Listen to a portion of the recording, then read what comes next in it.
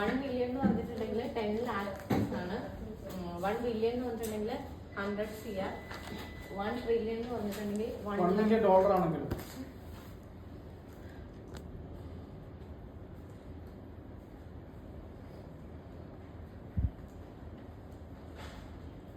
$1 million എന്ന് പറഞ്ഞാൽ 10 lakh. $1 million ആണ്.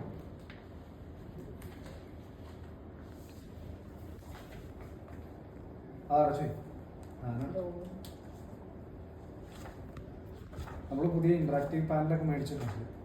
അപ്പോൾ അതിൽ എഴുതി പഠിപ്പിക്കുന്ന സംഭവങ്ങൾ അത് നമുക്ക് മറ്റന്നാൾ തൊട്ട് അത് യൂസ് ചെയ്യാം. പഠിപ്പിക്കാനൊക്കെ നല്ല സുഖമാണ് എഴുതിയിട്ട്.